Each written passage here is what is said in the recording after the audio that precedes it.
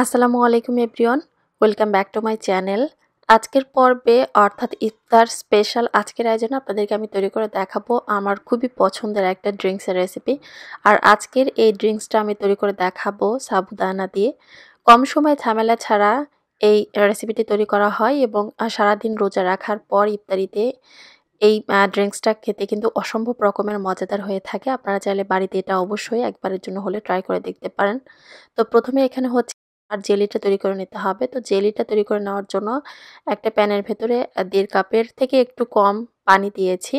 তারপর এখানে দিয়ে দিচ্ছি 1 প্যাকেট স্ট্রবেরি জেলি পাউডার। আপনারা চাইলে আপনাদের পছন্দ মতো অন্য যে কোনো ধরনের ফ্লেভারের জেলি পাউডার এখানে দিতে পারেন। তবে অবশ্যই খেয়াল রাখবেন জেলি পাউডারটা কেনার আগে সেটা দেখে নেবেন হালাল কিনা। তো যাই হোক, জেলি পাউডারটা দিয়ে দেওয়ার পর চুলার আঁচটা মিডিয়াম থেকে বাড়িয়ে দিয়ে 4 থেকে 5 মিনিটের মতো অনবরত নেড়েচেড়ে এভাবে একটু জাল করে নিতে হবে। আর এই জেলি পাউডারটা আসলে কিভাবে তৈরি করতে হয়, তো এর ইনস্ট্রাকশন কিন্তু আর কতটুকু পানি দিতে হয় সেটা কিন্তু প্যাকেটের গায়ে লেখাই থাকে। তো এটা তৈরি হয়ে যাওয়ার পর একটা বোলের ভেতরে আমি নিয়ে নিয়েছি, কারণ এটা এখন নর্মাল তাপমাত্রায় আসার পর ফ্রিজে রেখে দিব এটা জমাট বাঁধার জন্য।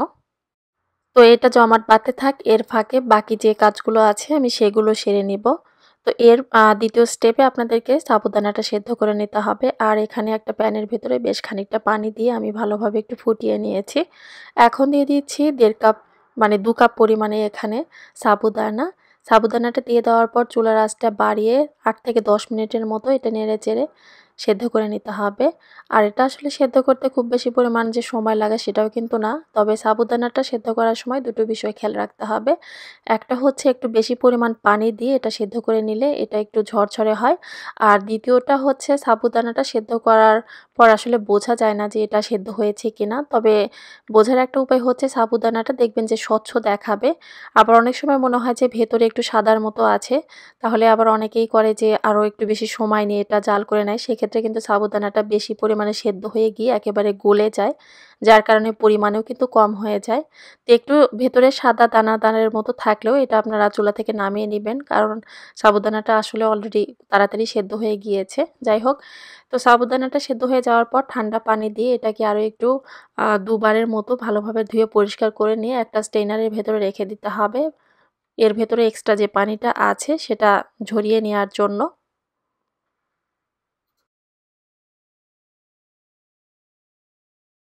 আর এখানে আগে থেকে 1 লিটার পরিমাণে তরল দুধ জাল করে আমি একটু ঘন করে নিয়েছি। আর তরল দুধটা কিন্তু এখানে আমি চিনি বা অন্য কোনো কিছু দিয়ে জাল করিনি। তবে আপনারা চাইলে যদি কনডেন্স মিল্ক এখানে না দিতে চান সেক্ষেত্রে চিনি দিয়ে এটা জাল করে ফ্রিজে রেখে দিবেন ভালোভাবে ঠান্ডা করে নেওয়ার জন্য। তো এখন সেই ঠান্ডা তরল দুধটা আমি একটা মিক্সিং বোলের ভেতরে নিয়ে নিলাম এবং দিয়ে দিয়েছি এখানে আমি আমার স্বাদ মতো কনডেন্সড মিল্ক।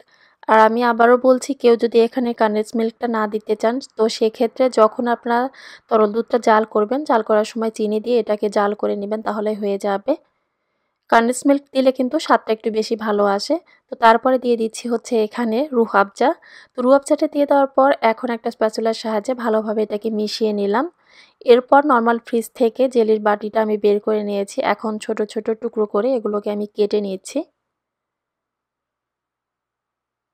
আর জেলিটা কিন্তু এখানে সেট হতে খুব বেশি পরিমাণে সময় লাগে না। এখন তরল দুধের এই মিশ্রণটার ভেতরে আমি দিয়ে দিব হচ্ছে সাবুদানা। সেদ্ধ করে রাখা সাবুদানাটা দিয়ে দেওয়ার পর ভালোভাবে এটাকে মিশিয়ে নিতে হবে। তারপরে এখানে দিয়ে দিচ্ছি হচ্ছে টুকরো করে কেটে রাখা জেলি।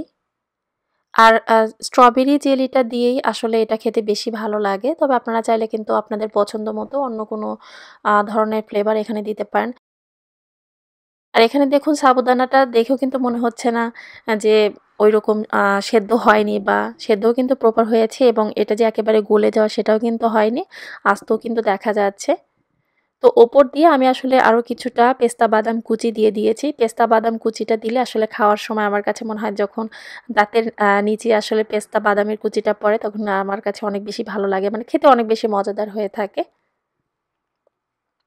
তো তো চেষ্টা করেছি খুব সহজ পদ্ধতিতে সাবুদানা দিয়ে হেলদি একটা ড্রিঙ্কসের রেসিপি আপনাদেরকে দেখানোর জন্য।